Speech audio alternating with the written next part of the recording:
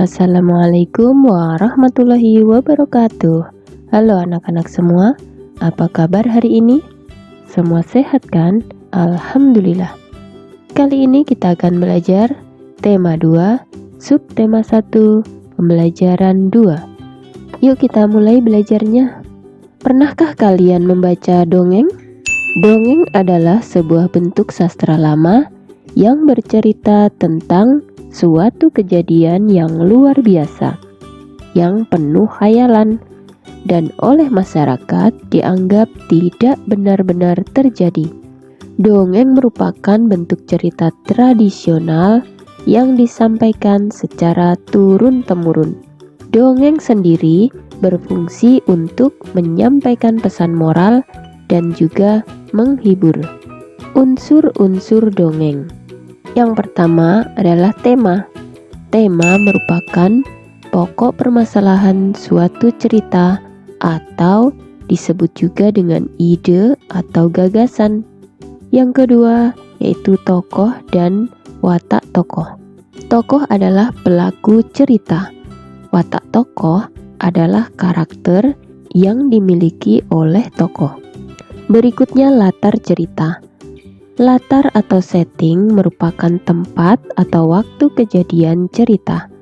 Dalam sebuah dongeng, latar biasanya rekaan atau fiktif. Yang keempat, alur cerita. Alur cerita adalah tahapan atau jalannya suatu cerita. Yang kelima, sudut pandang atau point of view. Sudut pandang adalah cara pengarang menempatkan tokoh atau pelaku dalam cerita. Cara pengarang menempatkan tokoh atau pelaku dalam cerita ada beberapa macam. Gaya penceritaan pengarang ada bermacam-macam. Bisa sebagai orang pertama atau sebagai orang ketiga.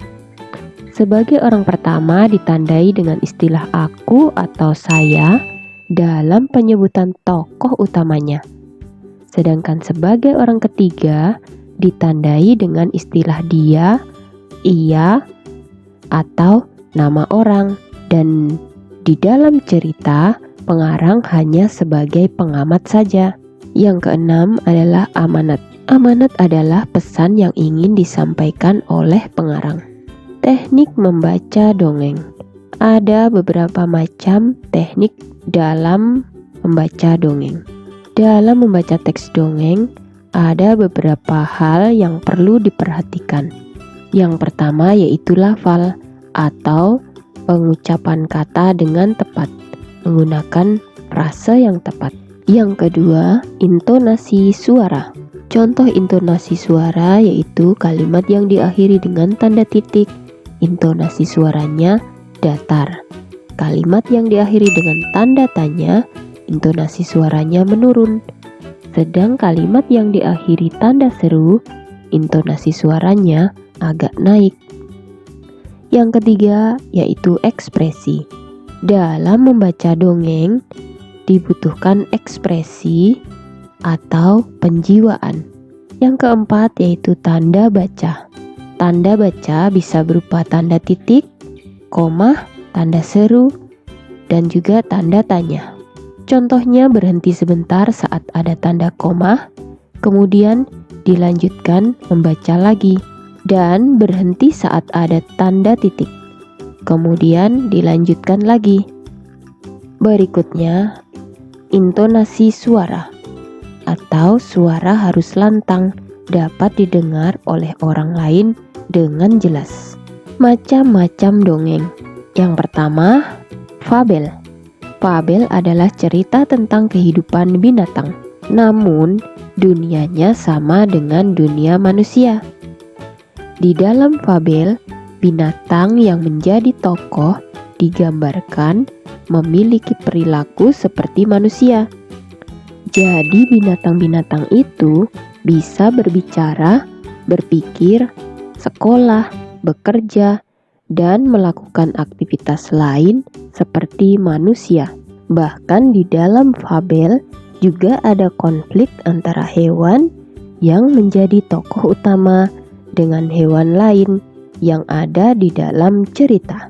Contoh fabel adalah cerita tentang kura-kura dan kelinci, kancil dan buaya, dan lain sebagainya. Berikutnya, legenda.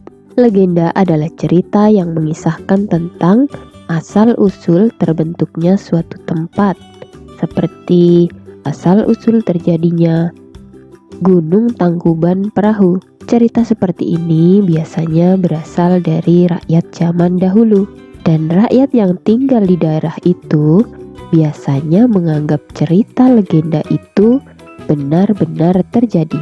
Kemudian cerita legenda itu akan diceritakan kembali turun-temurun hingga menjadi cerita yang sekarang kita ketahui. Berikutnya, mite atau mitos. Mitos merupakan cerita yang berasal dari rakyat di sebuah daerah. Biasanya mitos menceritakan tentang tokoh gaib seperti dewa, peri, atau bahkan hantu. Salah satu contoh dari mitos adalah cerita tentang Nyai Loro Kidul dari Yogyakarta. Berikutnya sage. Sage adalah kisah yang menceritakan kehebatan atau kepahlawanan seseorang. Misalnya kisah Joko Tingkir. Sage ini biasanya menyebar dari mulut ke mulut dan diwariskan dari nenek moyang ke keturunannya. Maka dari itu, lama-kelamaan ceritanya bisa sedikit berubah. Ada beberapa bagian yang bertambah, tapi juga ada beberapa bagian yang bisa berkurang. Contoh dari dongeng.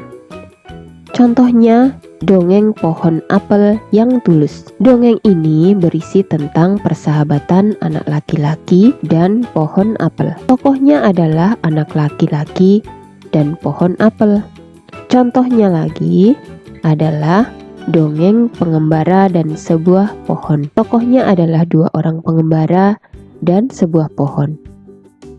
Latar atau settingnya adalah jalan berdebu dan tandus. Pelajaran yang dapat kita ambil dari dongeng ini yaitu kita harus bisa menghargai dan bersyukur atas semua ciptaan Tuhan, karena semua yang diciptakan oleh Allah pasti ada gunanya. Tuhan menciptakan semua makhluk hidup agar bisa bermanfaat. Anugerah dari Tuhan ini wajib kita syukuri. Sikap syukur ini sesuai dengan pengamalan Pancasila, sila pertama. Berikut ini beberapa contoh perilaku sebagai ungkapan rasa syukur terhadap sesama manusia. Contohnya, mengucapkan terima kasih ketika ditolong orang lain, tidak sombong ketika sudah bisa memberi bantuan kepada orang lain. Jika memberi bantuan kepada orang lain, harus dengan rasa ikhlas, tidak mengungkit-ungkit pemberian yang kita berikan kepada orang lain. Berikut adalah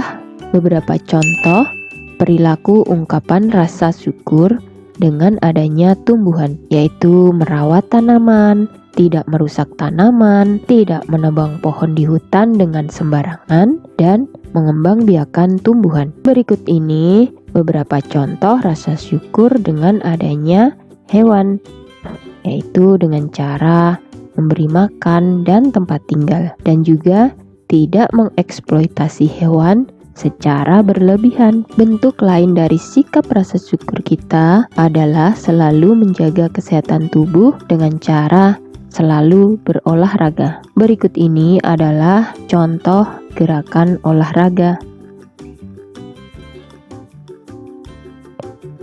Coba simak kutipan cerita berikut. Si kancil berjalan berjingkat-jingkat di kebun Pak Tani. Kancil hendak mencuri timun. Di tengah kebun ada boneka orang-orangan. Si kancil tidak takut, malah menendang boneka itu. Ternyata boneka orang-orangan telah diberi getah nangka, sehingga kaki si kancil menempel pada boneka itu dan sulit dilepaskan. Kemudian Pak Tani datang dan menangkap si kancil. Sekarang coba sebutkan pelajaran yang dapat diambil dari kutipan dongeng di atas. Ya, bagus sekali.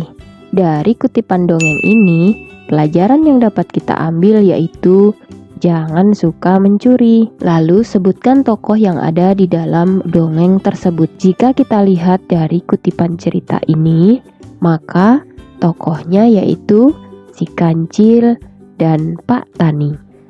Nah, selamat belajar ya. Sampai jumpa. Wassalamualaikum warahmatullahi wabarakatuh.